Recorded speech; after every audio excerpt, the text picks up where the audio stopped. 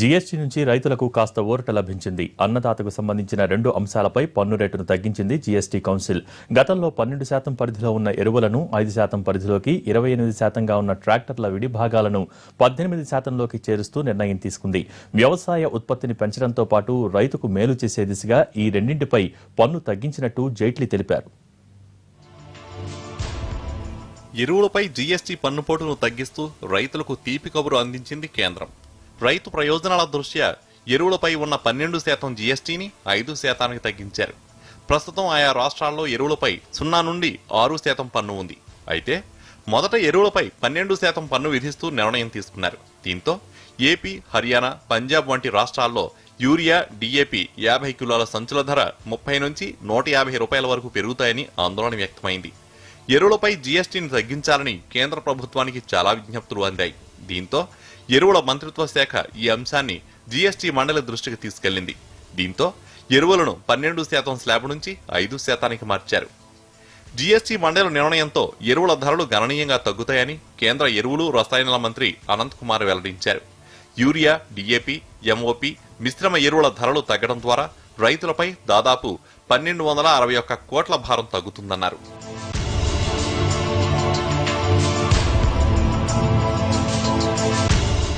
అటు 28%గా ఉన్న ట్రాక్టర్ల విడిభాగాలను 18%లోకి చేరుస్తూ నిర్ణయం తీసుకుంది జీఎస్టీ మండలి. జీఎస్టీ కౌన్సిల్ సభ్యుల విందు భేటీకి ప్రధాని మోడీ హాజరై సభ్యులందరికీ కృతజ్ఞతలు తెలిపారు. 2016 సెప్టెంబర్ 23న జీఎస్టీ కౌన్సిల్ తొలిసారి సమావేశమైంది. అప్పటి నుంచి 18 సార్లు ఈ మండలి సమావేశమైంది.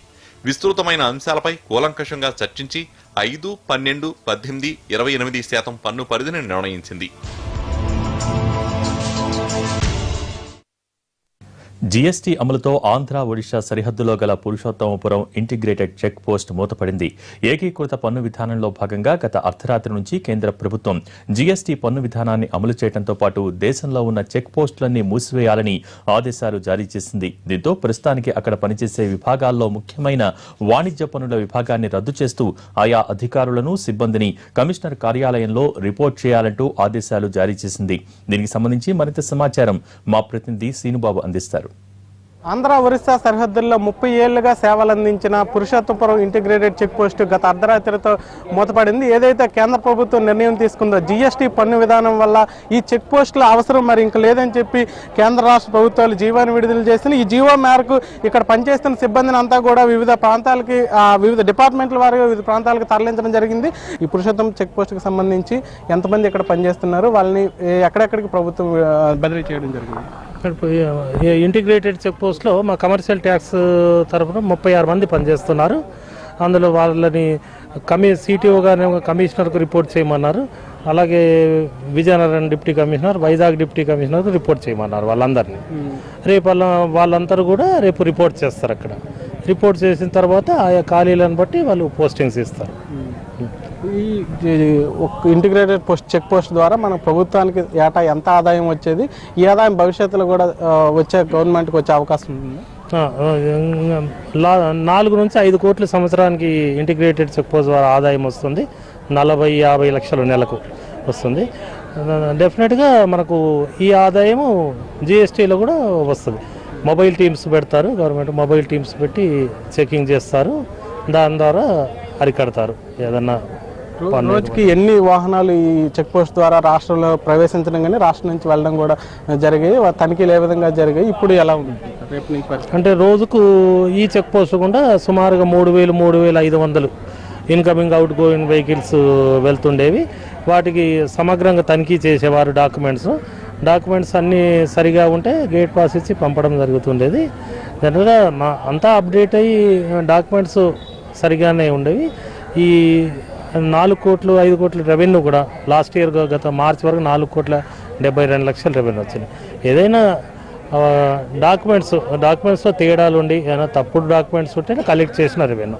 ఏదైతే ప్రభుత్వం తీసుకున్న నిర్ణయం వల్ల ఒక్కసారిగా ఇక్కడి నుంచి తరలి వెళ్లాల్సి వస్తుంది. అయితే ఒక కుటుంబ వాతావరణంలో గత 30 ఏళ్ళుగా కూడా ఇక్కడ సిబ్బంది లోకల్గా ఉండే వ్యక్తులతో కలిసి పనిచేస్తాం. ఒక్కసారిగా ఇక్కడి నుంచి వెళ్ళాలంటే కొంత ఇబ్బంది కలుగుతున్నప్పటికి కాబట్టి ఉద్యోగ బాధ్యత దృష్ట్యా ఖచ్చితంగా ప్రభుత్వం నిబంధనలకు అనుసరించి ఖచ్చితంగా వెళ్ళాలి కాబట్టి తప్పనిసరిలో పరిస్థితుల్లో వెళ్తున్నామని చెప్తున్నారు. సార్ చెప్పండి, మీకు లోకల్తో ఎలాంటి అనుభవం ఉంది? ఒక్కసారిగా ఇప్పుడు ఖాళీ చేసి వెళ్ళిపోవడం వల్ల ఏ విధంగా ఫీల్ అవుతుంది? ఖాళీ చేయడం అనేది ఏం కాదండి, గవర్నమెంట్ తాలూకు ఆదేశాలు. జీఎస్టీ అతిపెద్ద సంస్కరణ భారతదేశంలో.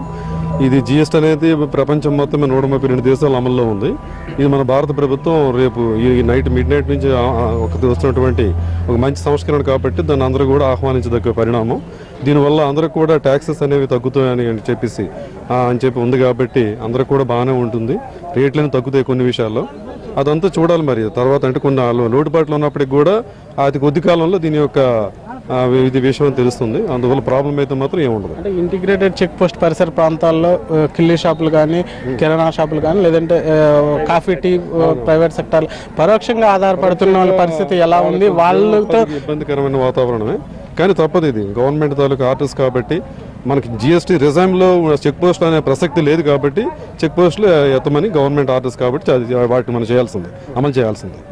ఏది ఏమైనప్పటికీ ఏదైతే కేంద్ర రాష్ట్ర ప్రభుత్వం తీసుకున్న నిర్ణయం కాబట్టి ఖచ్చితంగా మేము ఈరోజు గత అర్ధరాత్రి నుంచి దీన్ని క్లోజ్ చేసి వెళ్ళిపోతున్నాము. అయితే అదే సమయంలో ఇక్కడ 30 సంవత్సరాలుగా పనిచేసిన ఈ ప్రాంతం నుంచి ఒక్కసారిగా వెళ్ళిపోవాలంటే కొంత బాధ అనిపిస్తుంది. అయినప్పటికీ కూడా కేంద్ర ప్రభుత్వం తీసుకున్న నిర్ణయం కాబట్టి తప్పనిసరి పరిస్థితుల్లో మీరు వేరే దగ్గర బదిలీ చేసే అవకాశం ఉంది కాబట్టి ఖచ్చితంగా ఈరోజు కమిషనర్ కార్యాలయానికి మేమంతా కూడా రిపోర్ట్ చేస్తున్నామని చెప్పి సిబ్బంది చెప్పడం జరుగుతుంది.